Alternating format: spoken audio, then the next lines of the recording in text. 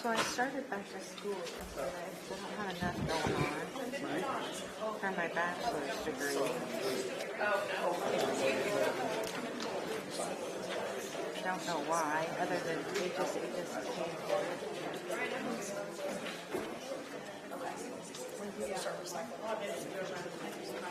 Oh, and the cost. Because you do it, whatever. It's just you can't do a lot of it. It has to be out of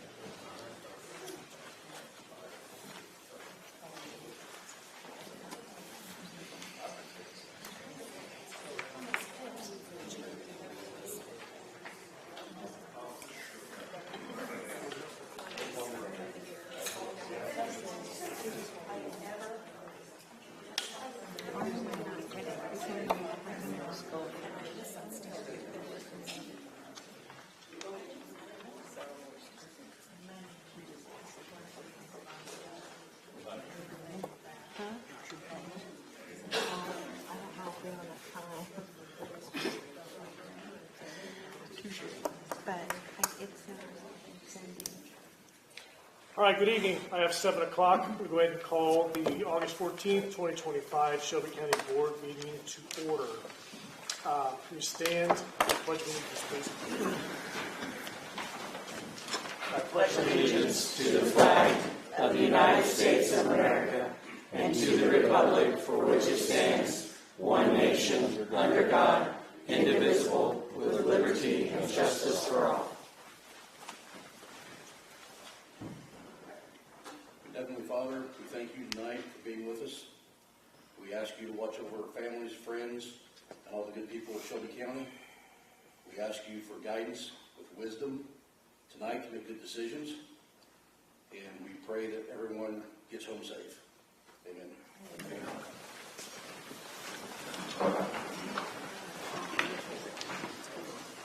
Move on to item 2. Roll call, please. Lisa Bain. Present. Tim Brown. Here. Carol Cole. Here. Julie Edwards. Here. Chrissy Grant. Here. Jeff Gregg. Here. Clay Hardy. Here. Keith McCormick. Christine Matlock. Here. Tad Mayholm. Here. Tricia Miller. Here.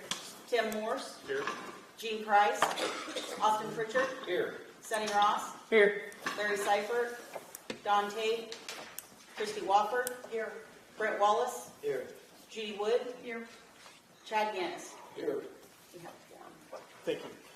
On item 3, discussion and vote to approve the minutes from the July 10th, 2025 board meeting. Have a motion, please. Ms. Bain, a second. Mr. Gantis. Any discussion?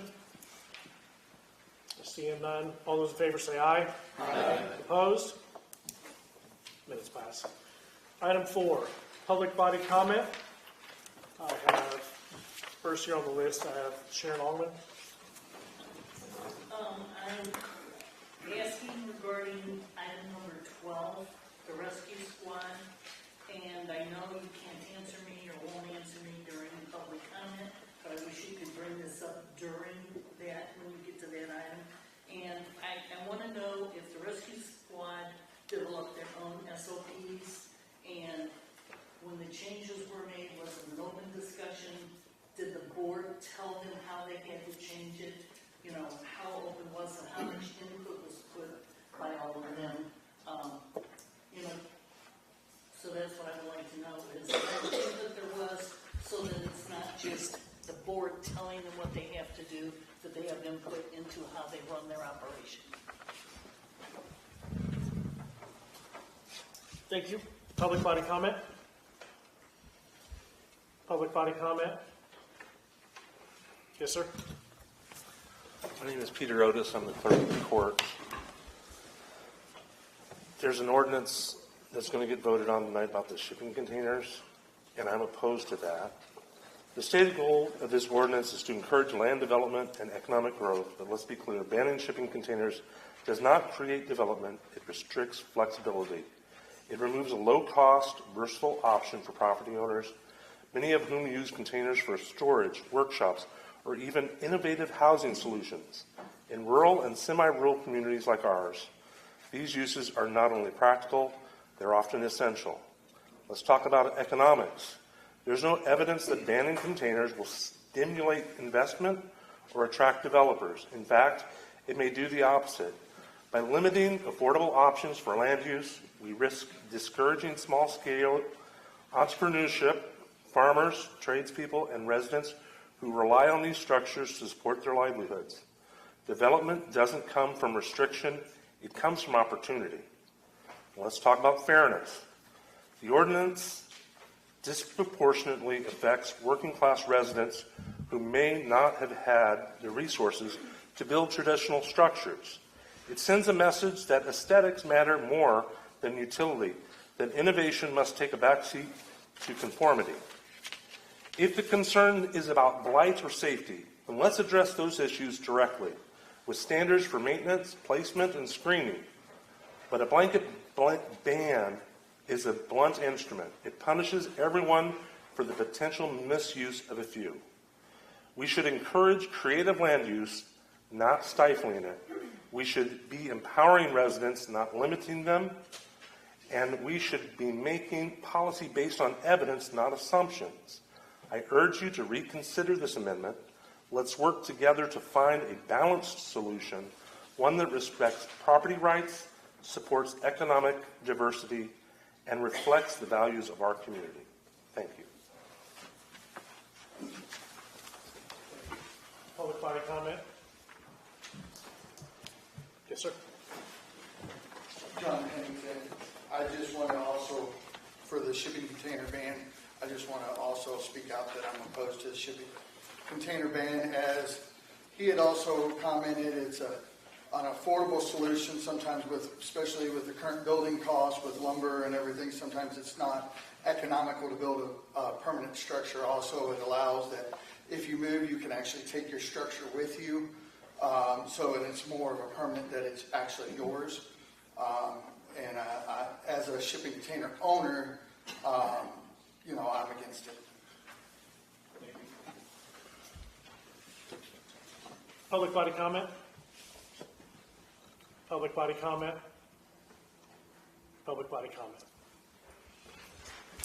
Okay, excuse me. On to item 5, discussion and vote to approve the proposed update to pay structure compensation for deputy coroners. Can I have a motion on this item, please? Ms. Matlock, I have Mr. Pritchard. Yes, ma'am. Just in case anybody had any questions. I sent out there, I had to read out for ahead, so just making sure anybody didn't have any questions. Any questions or discussion for Mr. Bolt? Yes, sir. Go ahead. Oh, sorry. Yes, sir. My question is, are you wanting this to be now or on the next budget? Best case scenario would be now. Because,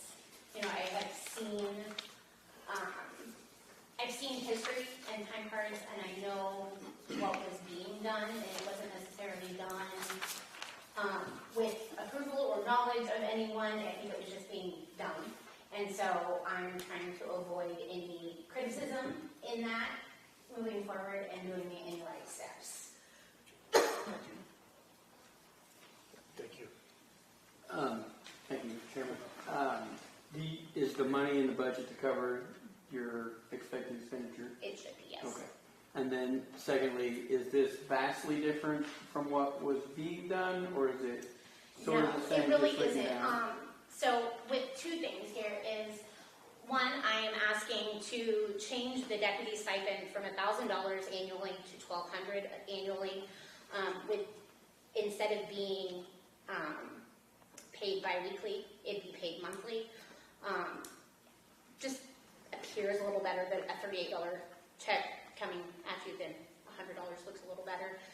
With that increase of an hourly pay as well, just because they're being paid minimum wage to be out all hours of the night for multiple hours at a time generally, as well as I'm starting a tiered pay structure And so we'd have entry-level deputy coroners that would be in training or ones that are not as active.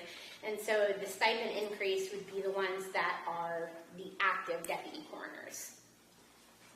Thank you for that. This per hour, that starts when they get the call or when they're on the scene, or? So I have created kind of my own office procedures and how I expect them to go. Their handbook for them states that from time of call, they should be on the road within 30 minutes. And I'd like them to be on scene within an hour and a half. That seems like a big number, but if you're down in the southeast corner and you have to go to Moequa, and it's December and it's snowing, an hour and a half goes really quick. So that is my goal, is to be on scene in an hour and a half. Their pay generally starts when they leave to go on the call. Thank you. How many deputies do you have? It's going to sound like a lot. I currently have 8, but I only have 4 that are, I have 2 that are brand new within the last 2 weeks, and I only have 2 that are actually really active that have done much for anything. How many were there? So with Brad, he had 4, but he kind of had the same problem that only 1 or 2 were really active. And I'm trying to reduce burnout in them. And that's one thing that I'm trying to reduce. And so I have, of my 8, like I said, 2 are brand new within the last couple of weeks and have not gotten really any training yet. 2 have been in my right hands since January. The other 4 have done very, very, very little or nothing. And so I'm trying to positively encourage the ones that are helpful and not reward, but, show them that I do appreciate them because they are out however long at night in whatever weather. And are they located around the county, so they really Yes. don't have that much travel time Yes. unless someone isn't available? Correct. I have kind of the southwest corner covered. I have west over towards Tower Hill. I have north up by Moequa covered. Windsor is covered, and then of course I'm kind of the southeast corner of the county.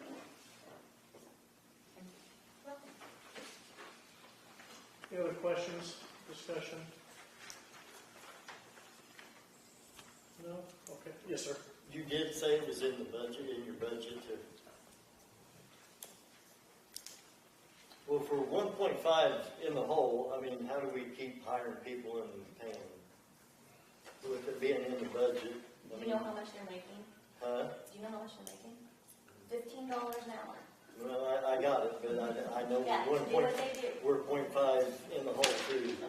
Well, no, I don't think Do that's an what? accurate Our statement. budget ain't in the hole? It is not. No, we're not in the hole. I'll address it later, if you'd like. Huh? I can address that later if you'd like, during my update. Yes, sir. How many people pass away in a month in Shelby County? In a given month, it varies. We can't guess. Since I have been on in January, we've had as high as 45 in a month. July, thankfully, was a little bit slower, and we only had 15. So, Thank you. and with that being said, not all of those you have to actually go on scene. A good chunk of hospice ones you don't have to even go. It's a phone call to take the information. Thank you. Anybody else? Okay, seeing none, roll call vote, please. Mr. Chairman, point of order. Will this be approved as written so that she can implement it immediately, or does that need to be 2 pieces as we vote? The request, as I understand it, is that this be the pay schedule. Additionally, that we start it now. So when we vote, we're voting to approve it and start it now. Yes, yeah, as presented. Thank you. Yes, thank you. And I will say, some of her people haven't, I think, did we get you caught up on payroll? All but one, but we were waiting to see what we needed to do with this. Okay. He's caught up on like hourly payroll, it's the stipend side that he's not caught up on. Okay. All right. But Liz and I already have everything calculated and ready to go. Teresa Bain? Yes. Tim Brown? Yes. Carol Cole? Yes. Julie Edwards? Yes. Chrissy Grant? Yes. Jeff Gray? Yes. Clay Hardy? Yes. Christine Matlock? Yes. Chad Mayholm? Yes. Tricia Miller? Yes. Tim Morse? Yes. Austin Pritchard? Yes. Sonny Ross? Yes. Christy Walford? Yes. Brent Wallace? No. Judy Wood? Yes. Chad Deannis? Yes. Motion passes 16 ayes, 1 nay, Brent Wallace. Thank you. On to item 6, discussion and vote to approve the following: A, intergovernmental agreement with Kane County, and B, the annual firearms approval, all for the probation office. I have a motion on this, please. Mr. Gregg, Ms. Payne. Hi. Hi.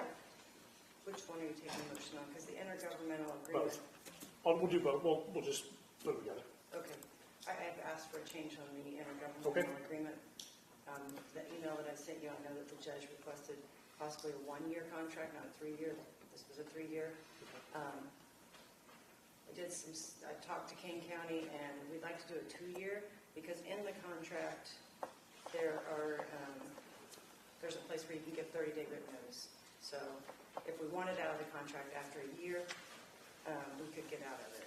Okay. So the two factors were that the rate increased from 175 per day to 225 per day, and then the length of the contract were the only differences in what we already are currently in. And I also know that the sheriff has requested that we find somewhere closer. So I had my juvenile officer call all the detention centers in the state. They're actually not giving them out. Champaign County, Madison County won't give an IGA. McLean County won't. Peoria County is maxed out. They won't give any. St. Clair, these facilities are either understaffed or not giving out contracts. Some of them are actually changing their contracts to where you pay them monthly whether you have a juvenile there or not. This guarantees us a safe place for our kids if they have to be detained. Last year was a little expensive. This year we've only detained one minor for 4 days at a cost of I think like $1,400. So that's what I'm asking for. It's actually being presented to Kane County Board tonight, and so they're going to kick it back with a 2-year, and then I would present it to you at that time. So, Okay. and if anybody has any other questions, So make sure I get this right. So you're asking for an amendment from 3 years to 2 years, yes, and then the dollar amount per day goes from 175 to 225. yeah, that's in the contract. That's the difference. That's what they're charging now. And Kane County is one of the best in the state. So I know it's travel time for our officers, but they do have Zoom court, so if the court allows, they do not have to be brought here. They can do court by Zoom. So trying to help the sheriff as well. Appreciate that. Okay, so with that, there is a request for an amendment in the IGA with King County for the term of the contract to move from a 3-year to a 2-year, and for the daily payment to go from 175 to 225. A motion on that amendment, please. Mr. Pritchard, Mr. Morse on a second. Any discussion on the amendment for the IGA? Seeing none, all those in favor say aye. Aye. Opposed? Amendment passes. Back to the original motion. Any further discussion or questions as it relates to the IGA with Kane County or the annual firearms approval for Ms. Wade? So per policy, just so everyone knows, policy, procedures, weapons of solid policy for Shelby County approved requires annual signatures from the chief judge, the circuit judge, and then the county board chairman. So I bring it to you guys every year so you can discuss it if you have any questions. I'm up to date on all my training. I am due for recertification sometime this month. Hoping to get that done. But everything else is in place. Thank you. Any other questions or discussion? Okay, seeing none, go ahead and do a roll call on this one since there's some money involved. Okay. Teresa Bain, Yes. Tim Brown, Yes. Carol Cole, Yes. Julie Edwards, No. Chrissy Grant, Yes. Jeff Gregg, Yes. Clay Hardy, Yes. Christine Matlock, Yes. Tad Mayhall, Yes. Tricia Miller. Yes. Tim Morse, Yes. Austin Pritchard, Yes. Sonny Ross, Yes. Christy Wofford. Yes. Brett Wallace, Yes. Judy Wood, Yes. Chad Ganis. Yes. Motion passes 16 ayes, 1 nay, Edwards. And since I'm here, I thought I typed up a few things. If you don't want to hear it right now, I'm going to have just a few updates for you that I thought everyone, I know I communicate with Mr. Mayhall quite a bit. But I just ran through a few things from the office to let you all know that we received our allocation for fiscal year 2026. Our allocation from the Supreme Court is $172,677. That's for salaries for probation officers. And I'm happy to say the 6th straight year our salaries will be 100% funded. So we'll be funded by the Supreme Court. If there were a shortfall due to raises or anything that have been approved by the chief, they can be paid through the probation service fee fund. So it wouldn't come from the county fund. So we're still being fully funded by the state. I completed my proposed budget and gave it to county clerk. Sorry, Jessica.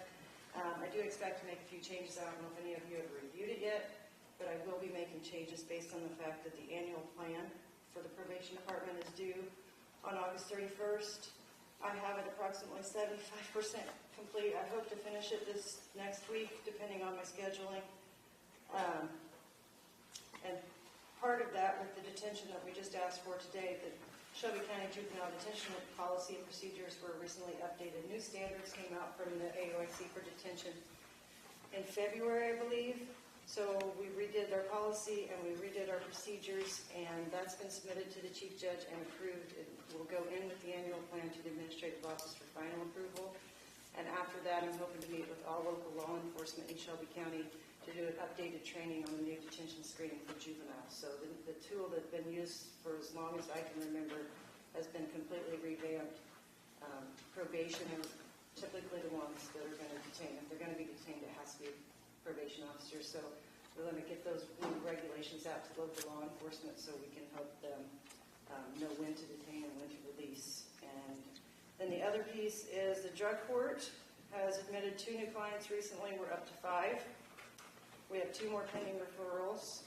Our program is only certified for 13, but our drug court officer, Angela Durbin, she completed, I don't know if you've been on the Shelby County website on the probation portion, but she completed a brand new pamphlet that's being distributed throughout the county for individuals to have information on the drug court program. So I know a lot of you come to our graduations. We're hoping to have 2 graduate in December. Bring us back down to 3 if we don't get those other 2 in. So that pamphlet's out there for everyone to review. It's accessible. MyTech put it on the website, so you can click and get a link to that, and also the referral form. So she got that done pretty quick, and MyTech got it on the website for us. So hopefully you can all come watch a couple more people graduate in December. So that is all. Are you hanging around or are you taking off? What's that? I said, are you taking off? If you want to hang around. No, I'm You're good. good. So, if anyone has any questions while I'm here, if not, I'm going to take off. Okay. Thank you. Thank you all for your support. Thank you. Thank you. Okay, on to item 7, discussion and vote to approve item A map amendment for Greg and Rosemary Bauer to rezone parcel 2409-36-00-400-008 from residential to general business for the use as a commercial self-storage facility. Make the motion. Motion from Mr. Ross, do I have a second? Second. Mr. Morse? I'll let you lead off. Okay. I mean, this is a pretty basic map amendment that these kinds of map amendments we've had before. Again, everyone here got a map or already had a map. The only thing I really have to say is I do have one letter of opposition that I would like to read. To whom it may concern, it is our desire to keep the land within the blue line on the map, zoned as agriculture. At best, we feel that only the area needed for the proposed building will be changed to general business, the balance remaining is agriculture. We feel any such rezoning will increase taxes on surrounding property. Best regards, Don and Linda Doran. And then on the map, the opposite, the people that were opposed, I have their property listed on that map.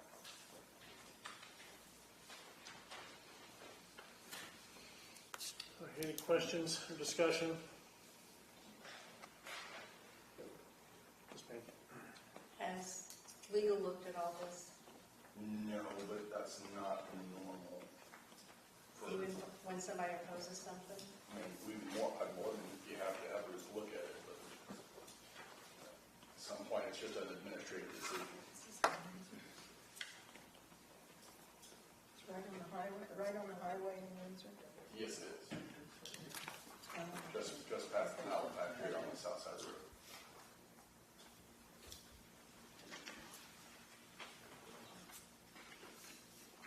Do Dorings live in that, the opposed, do they live in that opposed place? Not that I'm They aware live of, on the they highway. used to own that property. No, they don't. They do not live there. No.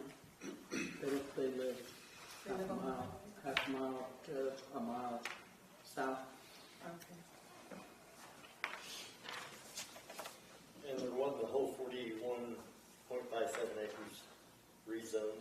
That's how it works. There's no legal authority in our zoning ordinance to portion off a section of it to zone just one or the other. It has to be the whole thing unless they go through the process of separating it into a separate parcel.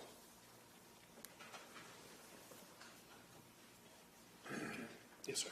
Thank you. Simply because we changed this from residential to commercial doesn't mean they cannot maintain farming the parts that are not. Yeah, they habitable absolutely not. can. Right.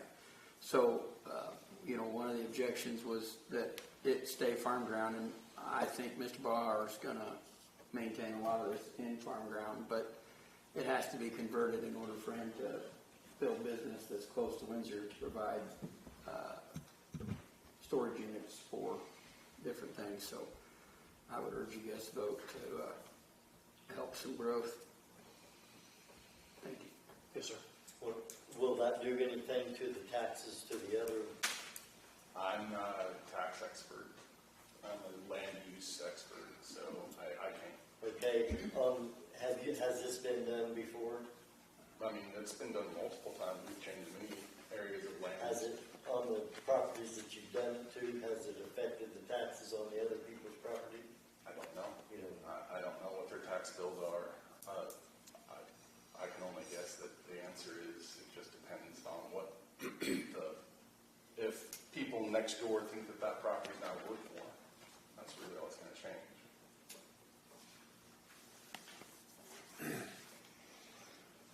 I have a question. These people just aren't against storage containers, right? I mean, you can have a storage container anywhere in town, is that correct or not? We're not talking about the shipping containers. This is a commercial storage facility. Okay, I thought, That's up there. yes, okay, I'll wait. Any other questions, discussion? All right, seeing none, all those in favor say aye. Aye. Opposed? Motion passes. Thank you. Move on to item B, discussion and vote to approve text amendment prohibiting shipping containers in areas of Shelby County zoned as residential and rural residential. Have a motion on this, please. Mr. Yannis, have a second. Ms. Grant, back to you. Mr. McKee. You all have received the information about this already, so if you have any questions, I'm more than happy to talk about it. The idea behind this is for very small parcels of land that are like 0.21 acres, for a neighbor to put a shipping container next door might feel a little tacky. So it's up to you guys what you want to do with it. I have no emotions about the amendment myself. Mr. Yantis. Have we had legal look at this? No, we have not. It is within the authority of the county to prohibit structures, but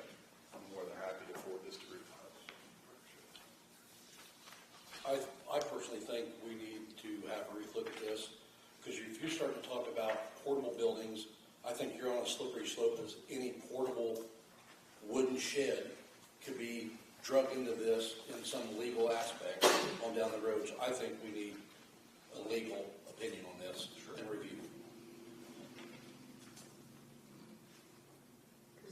I'm done. I did do some follow-up with Mr. McKee, and the original situation that brought this about, and you correct me if I'm wrong, was an anonymous complaint to the health department. I spoke to the health department, to the individual that took the complaint, and I said, was there a health concern? And his response was no. I don't think that in a rural community, we can enforce what people put on their property. This is a free country last I knew, and people use it for various things. They use it for storage because it's typically rodent and weather type. They lock up fertilizer, chemicals, hay for their kids' pony. And if they're building something, a lot of times they use a storage container because they can lock that thing up at night. Nobody can steal stuff from it. When I was discussing with another member of the board, I looked around where I was sitting in my car, and I thought, there's a building there that's not worth $50. There's another one. There's another one. And in my way of thinking, I would turn them down. But I don't have the right to tell them to tear it down. I do think there could potentially down the road be the tiny home thing that comes here, just like our coffee shop out west. I think that there's probably something going to start with that soon. But I don't think it's our business to tell someone, as long as they're not on the easement for utilities, they're following the setbacks, they're not obstructing the view of a road. I don't think we should get into that. If a neighbor has a problem with a neighbor in their shipping container, or their dirty yard, or their shed that's half fallen over, they need to discuss that with them, not bring it to the board. I don't think this is something the board should act upon as a one-time anonymous complaint with no health concerns. Now, that doesn't mean in the future we might decide that, for instance, a lot of a certain size can only have so many, or that it needs to be beyond the front face of the home where the entrance is. A lot of HOAs will have that. But I think at this present time, we need to leave this slide. This is probably something we don't need to get involved in. Did you have the details right? Yeah. Okay, all right. And if there were a health concern, say people were living in it and they shouldn't have been, that is when the health department or family services or anybody else can get involved. And I agree with Christine, this one-off, I can't roll with it right now. I also agree. I think it's too much intrusion on people's, they need to be able to make the decision what they want on their property, or else we might get into the situation where somebody might make a complaint because somebody has some of those 30 pink flamingos on their yard and people don't want them on their yard. There's homeowners associations that people can move into that limit what you have. This is somebody, as far as I know, there's no homeowners association, correct? Not that I'm aware of. And no ordinances that would, No subdivision covenants that would prohibit it. yeah. But I mean, you could get into that kind of if somebody's unhappy with somebody, which usually when they make an anonymous complaint, they typically are unhappy in some way, not always, but in some way, shape, or form. And what will be next? Somebody doesn't want 10 lighthouses or nodes or something like that. No, So, I absolutely agree. It is the board's decision to decide how intrusive they want to be with the zoning ordinance. right. Again, there's a lot of good that can come from the zoning ordinance, but you want to be very careful of the regulation. Right.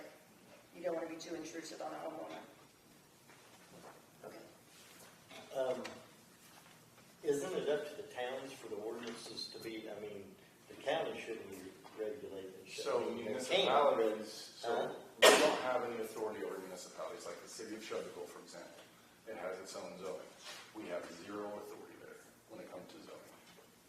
So, Shelbyville, Findlay, Windsor, those areas, they're off limits for anything that we do in our zoning ordinance. So we'd be talking, okay, I guess I'm confused of where we're exactly talking. This would affect subdivisions that are within the county, such as the subdivisions out past Walmart or the subdivisions at Lake Mattoon that are, tiny little parcel 1.21. Thank you. I appreciate that. Yeah, no way. We can get shot. Two parts. When you bring up subdivisions. If I go out here and I have 20 acres of ground in the rural area, and I want to subdivide it, whenever I'm building that, that is my decision, or facade, whatever. I can sit there and say the front of your home has to be brick when you build new construction. You have to have a 20-foot breezeway between a two-car garage. That is where this needs to be put in place, that this cannot be allowed. I don't think the board here should be taking this up at all. I think it should be left to the subdivision, or subdivisions, and the individuals building them. That's just my opinion. And then the other part of that is, if part of that with what you sent was due to economic growth, if I remember that correctly, if I'm going out here to look at a piece of property to subdivide and build a subdivision, I'm looking at everything around it for a mile. If I see a hog farm on it, I'm not going to try to develop 20 acres. It's just not going to happen. So I think you being a developer would want to look at the area better if you wanted to develop it economically. The word development there was not necessarily about developers. It was about providing opportunities for economic growth. Correct. Thank you, Scott. Thank you. No problem. Yes, thank you, Mr. Chairman. I see this as with a couple of issues. Number one, the county, to my knowledge, doesn't issue permits for these in the first place. So then we have an issue of enforcement on the backside if someone decides to put one in that they didn't tell anybody. I don't know that we have the mechanisms in place to force them to remove it. So there's an issue there. I personally am a private landowner rights person, and if you're blocking, obstructing the view of your neighbor, those things can come into play. If there's an issue in one particular area, I think maybe we need to go at it more surgically and less blanket. So I'm opposed to this, and I would strongly urge a no vote. I yield back.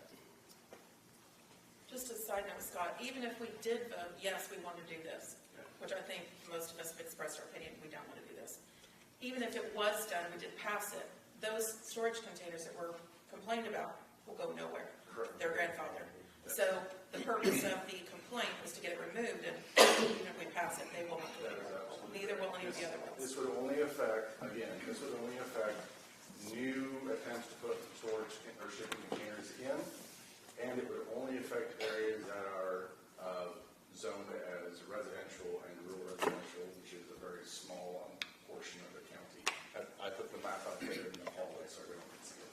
And rural residential is typically 5 acres or less outside of the city limits. No, the purpose of rural residential is to be between farms and residential. Okay. And typically the 5 acres is supposed to be the minimum. However, they can be as big as 80 acres. Okay, So okay. Thank you. Call the vote. All right, vote's been called. Make sure everybody understands. A vote yes would be to approve the text amendment. So with that in mind, all those in favor say aye. Opposed, no? No. Motion failed. Thank you. Okay. Moving on to item 8, discussion vote to approve posting a job notice for the zoning administrator position. Have a motion on this item, please. Mr. Yantis, have a second. Ms. Wood. Everybody received the resignation letter from Mr. McKee from zoning here not too long ago, but he's graciously agreed to stay on to get us through the rest of the year, to give us some time to fill the spot. And today the actual posting was emailed out to everybody, so if you don't have a chance to see it, we might have somebody with a copy of it here. But basically, we're just putting this position out there to advertise it so we can start gathering some interest for anybody that might want this position. So, with that, I'll entertain any questions or discussion. Okay. Seeing none, all those in favor say aye. Aye. Opposed? Thank you. Motion passes. Moving on to 9, discussion vote to approve Shelby County Hazard Mitigation Plan. Have a motion on this item, please. Mr. Ross and Ms. Miller. Scott, you're on. I am fortunate enough to be joined today by Allison Hudson from the Coles County Regional Planning. She is one of the people that spearheaded this and to put this hazard mitigation plan together. Again, it's a 202-page document about the hazards that affect the county and mitigation practices for those hazards. Does anybody have any questions about this document? No, and thank you for getting that out well in advance, so we can go through all 2 pages of the item. I will say it was a lot of good information in there. Any other questions or comments? Thank you. None?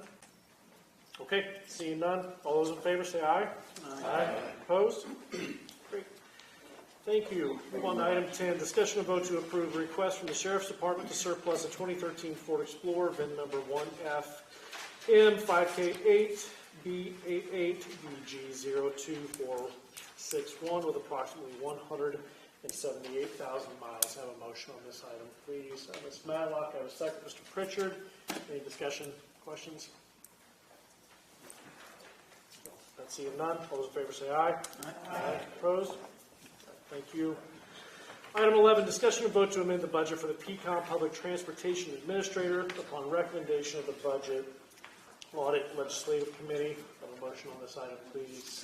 Ms. Bain, Mr. Yantis. Open it up for discussion or questions. So with this, as we know, early in the year, we were asked to get this position hired that was vacated, I think, in 2022. So per the request of IDOT CEFS, we get the position hired for, but the budget did not have line items associated with it. So the money's the same, it's just the allocation for the items, so to include, telecommunications, mileage, pay, is taking the money and actually allocating those for the rest of the fiscal year. So they actually have a line item, which was one of the audit findings. So the amendment doesn't change the money, it just changes where the money would go. Yes. I have a question. So I talked to you today, you explained it very well. I also had a conversation with the treasurer. Her concern, it sounds like, is where is the money coming from? So is it coming out of the general fund, or is it going to come out of the CEFS grants? Because it's going to be reimbursed somewhere. And I think her concern is that if we don't take it out of the CEFS grants, there's going to be some confusion as when the audit comes as to where that money came from, where that money's going, things like that. So that's kind of where the clarification, I guess. I don't know if everybody else got all the emails and it confused, I wasn't really sure what was going on by the time I read them all. So that was what her concern was, not that should we do it, would we do it, can we do it. It's, are we going to label it, I think might be the right word, correctly, so that it's coming from where the grants come from rather than out of the general fund. Did I explain that? Sure. Okay. Sure. Probably everybody's even more confused. So But the clerk has been involved in this discussion as Correct. well. And so there's been a fair amount of communication Okay. on how that would happen. To clarify that, if you have any input, I'll take your input on that exactly. But all of the money will be from the grant, right? So the county is not paying for anything. Right, correct. Now, as it relates to all the expenses, exactly how that works out, I know that Ms. Watkins has worked with the logistics with CEFS, IDOT, and the treasurer on that.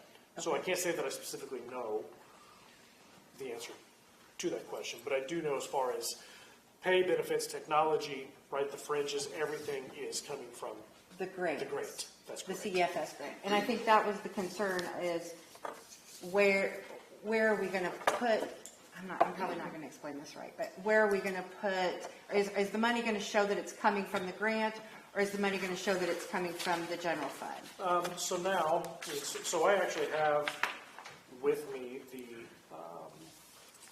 the budget Okay. as is now. And so being 68.76% of the year, it's coming from the grant. Okay, perfect. So So if that makes sense, if you'd like. No, But- it's fine. So it's coming from the grant, and so the money's, again, it's all passed through. Again, I've learned a lot more, I think, on this topic than I thought that I would possibly want to know. But again, for good housekeeping is making sure we have the right line items in the respective spots. So as she's spending money in those spots, they are appropriately lined out. Okay. Yes, sir. Thanks, sir. We're not changing essentially anything other than we had one line item with a lot of money in it. Now we're going to have 5 little bitty amounts that equal the one amount from previously, Yes. which you should have had those line items in the first place. Yes, and again, per our discussion this afternoon, is when we were doing the budget last year, we knew CFS was on here, but I don't think any of us knew what PCOM was. That's safe to say. And so when approached early in the year, and this became something that we now are aware of, to go in and to add the various line items, is the proper accounting. That we need to make sure that we give Ms. Watkins that opportunity to have the proper accounting as well. Sure, and so then the money question is going to be essentially the money that was going into the big line item is just going to be going into the several different line items. It's all, yeah, so the answer technically is yes, right? Yeah. So there's still the big line items here. We Sure. just took smaller bites Sure. and put them in their appropriate spots. Sure, thank you. Yes. I would just like to raise a concern that our treasurer is not being included in this. And, you know, tonight at this meeting alone, I think on 3 separate topics, it was asked if we consulted with our legal counsel. Why aren't we consulting with our treasurer? That's Erica. What would we ask her? We would communicate with her. I understand that, and we have been, there's been a lot of meetings, but. No, we haven't. You can address. Okay, sorry. There were a lot of emails going back and forth, including auditors being asked if this was the appropriate way to handle it, and. Well, okay, right there. Mr. Why are we Chair, point of asking? order. Mr. Chair, point of order. The multiple members interrupting members. The gentleman here had the floor first. I want to entertain healthy debate, but the going back and forth is non-productive. Let's go back. Thank you. Well, I just wanted to make a point. I'm not so concerned about what some auditor says. In fact, initially I wanted to ask who is this auditor, and then I thought, who cares? We have a treasurer.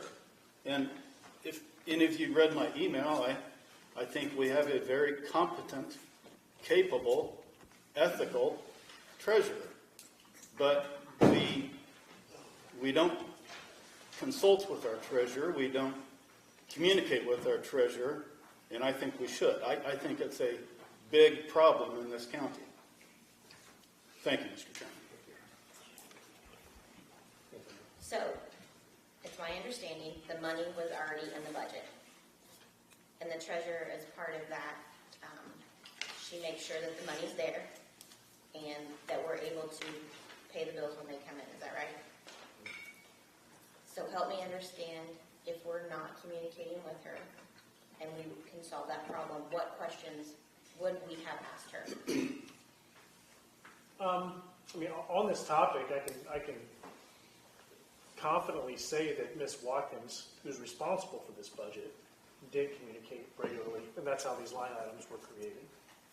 So between the generosity of EFS and then Ms. Watkins, the items were pulled from an old budget, Right. so we at least had the right line item numbers in there, and then the treasurer was consulted with to confirm Right. that these would still be the line items. So she was communicated with on Okay, I this. just wanted to make sure I was understanding all that. Okay, Yes. Thank you. Any other questions or comments? So as this process works, for those that were here last year, through the budget process, this is a 2-part process. Is the vote tonight is to put it on public display to be viewed by the public for 10 days? 15 days. And so that we're allowed to provide, the community can provide us feedback. At that point, we then bring it back at a separate meeting to vote to finalize the amendment. So, any other questions or discussion? Well, I would just like to say if, the treasurer has a conflict or an issue with it, I wish we would invite the treasurer here or have a meeting with the treasurer like she asked for, instead of basically trying to ram it through behind her back. Mr. Brown, this was brought to the attention of the treasurer July 7th. It's not ramming it through. Okay, but she did ask for a meeting. Sure. And meetings can still take place. This is for the public to view. And just as we did last year, our amendment can be made at the next meeting. I would like to have the treasurer's blessing. Okay. And we have 30 days. Okay. Thank you. Yes, ma'am. I'd like to ask one question. Who was in the pecan role before, Ms. Watkins? The role itself, I mean, it was vacant, but I think it was assigned to the treasurer at that time. Thank you. Yes, ma'am. Yes, our meetings are scheduled every second Thursday of the month. Our EMA director was here and we were able to ask questions. So it's not a surprise that these meetings happen on Thursday.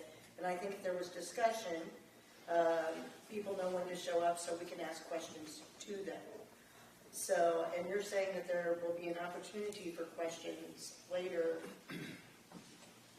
Sure, and again, I encourage anybody to ask questions. And again, we will have subsequent meetings between now and next month to make sure that, again, the clerk's office also needs to make sure that everybody is on the right page on exactly where they will pay the bill from, if there is a reimbursement, exactly how that's going to work, what that process will be. And I will say, the treasurer and I have had several conversations about this, because her office will create these line items. So I had asked if these were going to come out of, there was a lot of confusion with a lot of line items that were thrown out there. So I think that everyone's on the same page now that these line items will all be under the CEFS budget. So nothing's going to change from a general fund standpoint. And, the treasurer's office creates the line items. Once those are created and this budget amendment has been approved, then the claims will run through the AP process. But until those line items are actually created, we can't really do anything. But she and I have had several conversations. So there's been quite a bit of communication with the treasurer through email and through. I've talked to her simply because, that office always has to create the line items. Right. And I just wanted to make sure she and I were on the same page as these will fall under CEFS. Right. Because there were times when I was like, this can't come out of general fund. And that's what she and I were trying to come to terms that, yes, these will all come out of CEFS. So essentially, instead of the one big number like Sunny said, the rest of the line items will come out of that. So it'll be easy to track. Jessica, when I spoke to the treasurer today, she confirmed exactly what you just said, that you guys had been talking about it to get clarification on things. So. Call the vote, Mr. Chairman? Yes, sir. All right. Roll call. Teresa Bain? Yes. Tim Brown? No. Carol Cole? Yes. Julie Edwards? Yes. Chrissy Grant? Yes. Jeff Gray? Yes. Clay Hardy? Yes. Christine Matlock? Yes. Ted Daniel? Yes. Tricia Miller? Yes. Tim Morse? Yes. Austin Pritchard? Yes. Sonny Ross? Yes. Christine Wofford? Yes. Brett Wallace? Yes. Judy Wood? Yes. Chad Yanis? Yes. Motion passes 16 ayes, 1 nay, Brown. Thank you. Move on to item 12, discussion and vote to approve the rescue squad SOPs, SOGs, as recommended by the Public Safety Committee. I've got Mr. Ross on the motion. I have a second. Second. Second by Mr. Pritchard. So, I want to thank the people who were involved in this, directly or indirectly. This was a group effort. The rescue squad and a lot of the members were there for safety. Meeting Tuesday night, they were heavily involved. Jordan and several others, I'm sure. And it was a group effort. Thanks Sonny for his input. He worked with this group. Thank Austin for his input. It was a group effort with those two guys and several people from the rescue, and I asked them to have this finalized by the August meeting, and here we are, and it is done. So I appreciate their efforts. And as I told them, if we have amendments going forward, something we need to tweak, that's not a problem. If we see something, but the bones of this agreement are really good and really well written and thought out, and I appreciate the efforts. Thank you. Anybody else anything to add? Just echo a lot of his comments. It was a group effort. I know in public body comment that was a question. There were questions from the board to the rescue squad, but the rescue squad very heavily involved in the entire process from really start to finish. So, and I appreciate the help of Mr. Pritchard and Mr. Gregg for allowing me the opportunity to work with the guys on that. So, thank you. Thank you. Okay, so at the meeting the other night, there were some misspelled words, and did all that get taken care of? Because the new one sent out still had seniority instead of seniority. Are you kidding me? On page 5. Seniority. Mr. Chairman, it's not as impressive as Mr. McKee's document. It is only 30-some pages. It says seniority on mine. On the one that I got from Jessica the other day. Does it say PSC approved draft in gray in the back? On which page? 5. I'm not denying it. E, it says the officer with Oh, most yeah, seniority. I missed that one. My apologies. Okay. I'd like to make an amendment that I could change that word. Okay. And then on page 7. Is it the same thing? No, this is a different one. This is under driving requirements. And I did read this. Under the driving requirements, number 3, it says members who have rode along. I'd like to have that changed to ridden instead of rode. Just a grammatical error. Page 7. Where about? Number 3, members who... Ridden. You wanted it to say ridden, right? It's, well, yeah. Yeah, I mean, that's what we're members who have discussing, rode, ridden. yeah. Mr. Chairman, I have a live document here and I can change those and I will get that to the clerk. And those are the only 2 things that I saw. Thank you. You good? Wait, I'm great. But I have to admit, after you went through the sonority thing several times, I found it. You'll have that. What do I want? Just be my competitor in spelling bee. Let's get Carol a red pen for the next one. Do you want to make an amendment to make those? I'd like to make an amendment to adjust the 2 words one on page 5 and one on page 7 to reflect proper grammar. Aaron, would you like to second that? I'll second that. All those in favor of the amendment say aye. Aye. And opposed? All right, back to the original. Any further discussion on the SOPs, SOGs? All right. Seeing none, all those in favor say aye. Aye. Opposed? Okay, thank you. Item 13, discussion and vote to approve the 2026 holiday calendar. I have a motion on this. Ms. Wood and Ms. Cole. Any discussions or questions on next year's calendar? Do we have a say, or isn't this negotiated in the contract? Yeah. Okay, so we just get to say. Well, aye. there I don't know are if you could change employees that are not holidays. part of the contract. I don't know if you have to change holidays, but most of this comes down to when the courthouse closes. Right, yeah, So- understand, thank you. Sure. Anything else? Any questions? No? Seeing none, all those in favor say aye. Aye. Opposed? All right, any committee updates? Okay.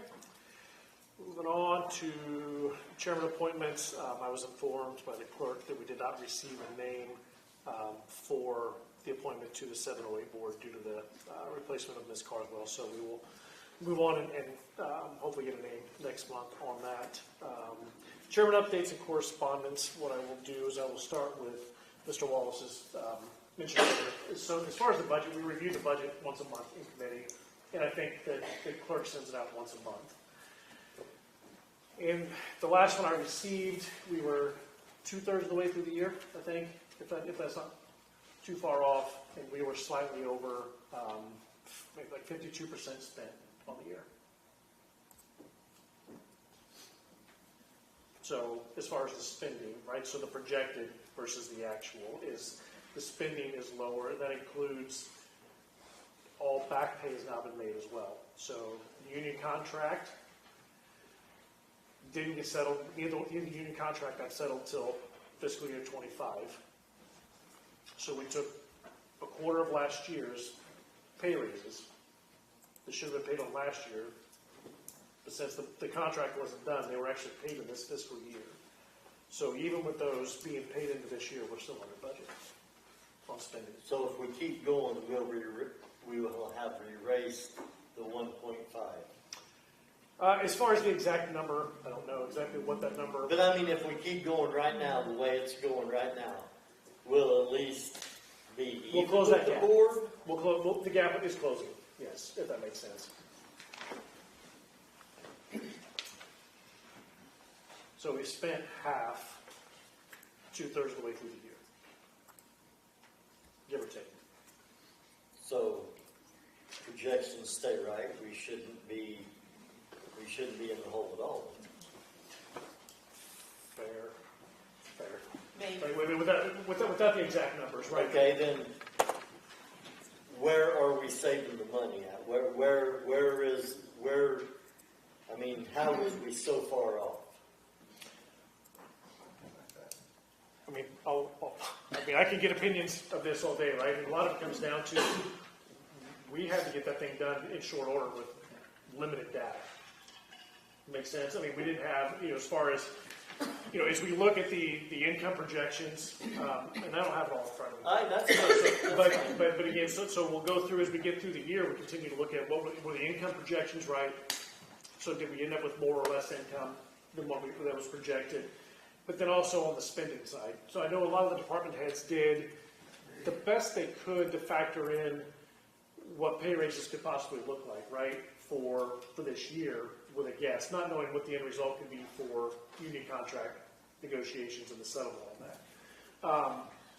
But I think a lot of it too is we have to look at our department heads and their fiscal responsibility. They're being fiscally responsible on where they're spending. So you can look at the line items for payroll, right? To be fair, I look at the clerk's payroll every month to see how far we into the month because their pay is equal every month. That's my baseline to know how far we into the month with the reports that she sends out. I go down from there and I just look at everything that's either over or under on spending. And so when we started the year, one of the biggest outputs that we had was our initial insurance payment. Yes. And it really skewed what the budget was going to look like. But the further we get through that through the year, as we pay our premiums, it levels out. So now being 2/3 or even further back through the year, anything below that number, right, we just look at, you have to attribute to whether it's office supplies or any other spending, that they are spending below what the forecasted amount was. But again, I think that some of the spending possibly was just numbers were put in there going, well, this is my best guess, without good historical data. We're trying to work on that now to be a little bit more proactive in the budgeting process for fiscal year 26. And if we need the help, we contracted with Sickage to help us get through that process a little smoother. The clerk sent something out almost 2 months ago asking for projections for next year. So we're further ahead. So hopefully we can drill down and get that number just a little bit closer this time. But as far to your point, if I was to put my bet out there, we're not going to end up spending the $1.5 million over the revenue side. Well, if we're 2/3 through the year, we've only spent half of it. I mean, you'd have to spend a lot of money that shouldn't be spent, right? If we can break even, that'd be great.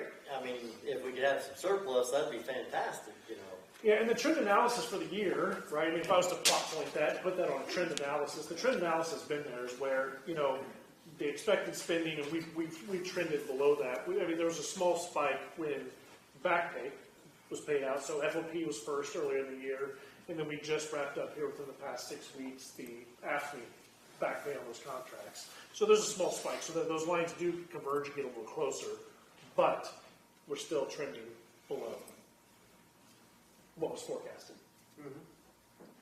Well, that's better than looking at one, yeah, okay. All right, thank you for that. Sure, thank you. I do have a couple of pieces of correspondence. I will apologize in advance. They appear to be fairly lengthy. First one is from the Illinois Environmental Protections Agency. It's a public notice. It's a proposed renewal of the Clean Air Act permit program. Shelby County Energy LLC in Neoga. Shelby County Energy LLC has requested that the IEPA renew the Clean Air Act permit program, CAAPP, permit regulating air emissions from its facility located at 3575 East 400 North Road in Neoga. Shelby County Energy LLC operates combustion turbines for the purposes of generating electricity, in addition to natural gas-fired preheaters. Based on the review of the permit application, Illinois EPA has made preliminary determination that the permit application meets the standards for issuance. It has prepared a draft permit for public review. Illinois EPA is accepting comments from the draft permit. Submit comments by 11:59 p.m. on August 25th, 2025. If sufficient interest is expressed in the draft permit, a hearing or other informational meeting may be held. Requests for information, comments, and questions should be directed to Sarah Brubaker, Office of Community Relations, IEPA 2520 West Isles Avenue, P.O. Box 19276 in Springfield, Illinois 62794. She also provides her phone number. The repository for the draft permit and associated documents is available at the Illinois EPA office at 2125 South First Street in Champaign. They ask that you decide to show up. You please call ahead and ensure that someone will be available to assist you. Copies of the draft permit, statement of basis, and public notice are also available at a website that we will publish and provide. Copies of the documents will be made available upon request. The CAAPP is Illinois' operating permit program for major sources of emissions as required by Title V of the Clean Air Act. The conditions of the CAAPP permits are enforceable by the public as well as by the U.S. EPA, Illinois EPA. In addition, by implementing Title V of the Act, CAAPP permits may contain Title I conditions, for example, conditions established under the permit programs for new and modified emission units pursuant to Title I of the Act.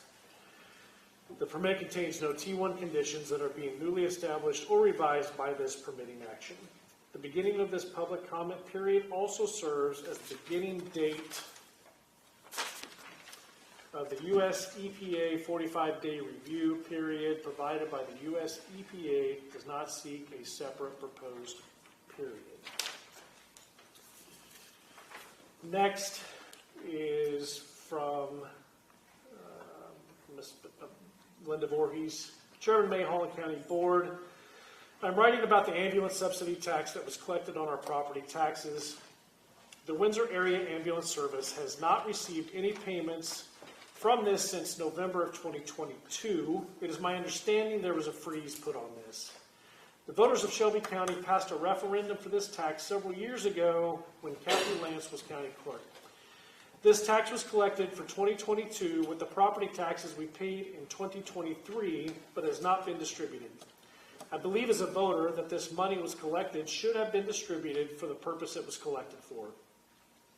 When our ambulance service was formed in 1975, we were set up to cover the Richland Township, Ash Grove Township, Windsor Township, all in Shelby County, and Whitley Township. In 2024, we not only covered all of our territory, but we did 32 runs for Shelbyville, and at the end of April 2025, we had already done 15 runs for Shelbyville. I am sure that other ambulance services in Shelby County are also helping cover Shelbyville.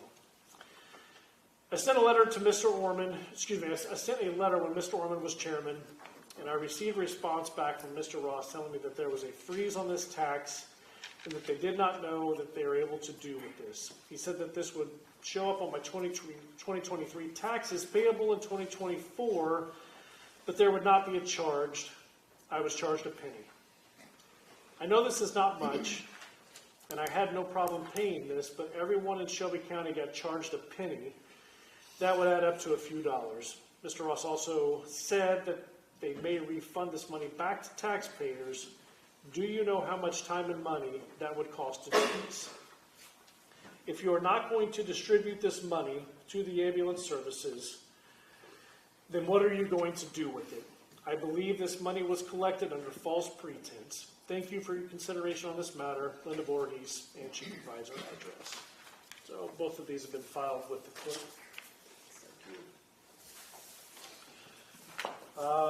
Other updates, I spoke to the auditor today. They are prepared to submit everything, the pre-audit firm, so it should be prepared to hand off to Lauterbach in September, and then immediately begin their work on 2024 to do the pre-audit services there. So I think some of it took a little bit longer initially. That we found out the AFR wasn't done. They completed the AFR for us, and then right now, she said they're just going through the grants, and they should have everything ready to go to hand off for Lauterbach. Lauterbach says that their goal would be to get the rest, or to get 2023 done, hopefully by year end, and then jump straight into 2024 and get us caught up so they can do 2025. So with that, they also were very generous with their assistance. I was contacted again by IDOT and DHS to get a status update for where our audits stand, just kind of a periodic check-in as they requested. And both firms did reach out to both of those entities to let them know that the progress is being made, which is critical to keep our funding going. And then Sikich is also working on getting access to GATA, because there was a request from DHS to request an extension for 2025, since we're past the window. We're passing the window, I think, this month for that. So Sikich will take care of making sure that all of the extension requests have been submitted through the portal as well. There might be more, but I can't remember right now. So, but that was a lot. So, any old business? None? All right, we'll move to approve the payment of claims. I have a motion. Ms. Matlock, Ms. Bain. Anything, any notes or anything there? Any questions about the claims? No? Seeing none, roll call vote, please. Bain? Yes. Brown? Yes. Cole? Yes. Edwards? Yes. Grant? Yes. Gregg? Yes. Hardy? Yes. Matlock? Yes. Mayhall? Yes. Miller? Yes. Morse? Yes. Pritchard? Yes. Ross? Yes. Wofford? Yes. Wallace? Yes. Wood? Yes. Yanis? Yes. Motion passes. Thank you. All right, move on to item 19, public body comment. Mr. Cole? I'm just going to relay some information I've been given. Caroline went to county board meeting for board members in Galena, Illinois. We haven't had a financial statement, I don't believe, from our treasurer. I think the way he put this, if he can't come up with a financial statement at the end of the year, she could be without a job. So there is no annual report for 2024. There's not one on the website. I spoke to a member of the state treasurer's office a day or two ago. I showed them her balance statement for the end of February, and their opinion was this balance statement with no beginning or ending balances and no totals doesn't really have any meaning. So this is nothing I decided on, I'm just relaying information. Anything else? You good?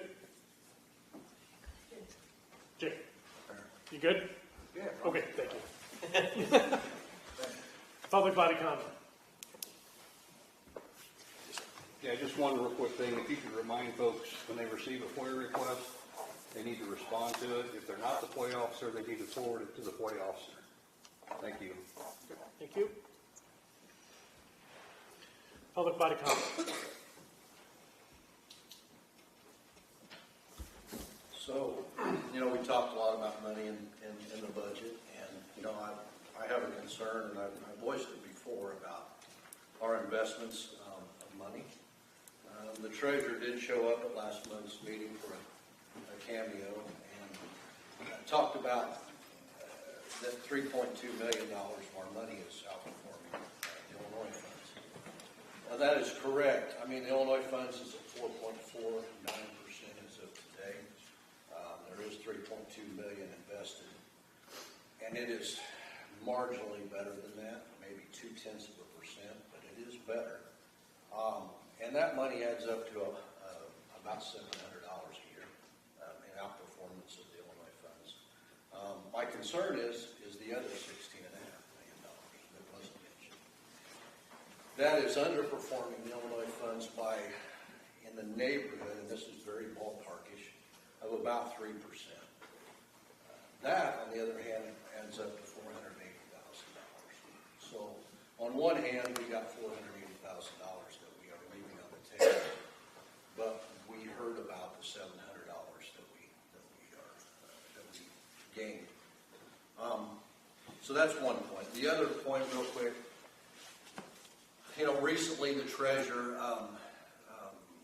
talked about that the money was kept locally to invest with the local homeowners and the local businesses, and that was good for our county. She encouraged the two local banks to put out a statement to that effect, that money was used within the county, and they did. And that is one of the main reasons she has said that she leaves the money locally. But that money, in the neighborhood of $20 million, by law has to be collateralized. The banks have to collateralize that, and they have, by all appearances. They have letters of credit from each of them do. They also have each purchased about $10 million in bonds as collateral pledged to us in the event of a catastrophe. So my question is, if we have $20 million in deposit on uptown of these two banks, and these two banks have spent $20 million to purchase bonds as collateral for our deposits, where's the money to loan out to the community? You can't spend money twice. That $20 million has been used to purchase securities in our name, held at the bank, tied up in these collateralized bonds. So my question is, where's the money to loan to the community? That's just not a direct question, but just a concern, a thought. Thank you.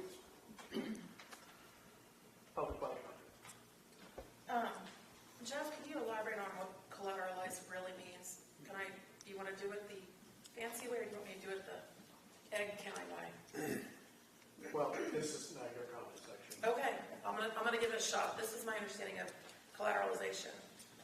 They basically guarantee to this $10 million per bank. Our money is, $10 million of our money is protected. Invested in bonds elsewhere at a couple percent. That money cannot be also tied to loans in the community or anywhere else. It's one or the other. You don't get a collateral, and then the purpose of the collateralization is to protect our assets. So it's not tied up in anything that's real sensitive, that's very, got a lot of fluctuation. It's tied in something very even, like bonds. So if they say that it's collateralized, it cannot be loaned to people in the community, period. Is that accurate? I understand it.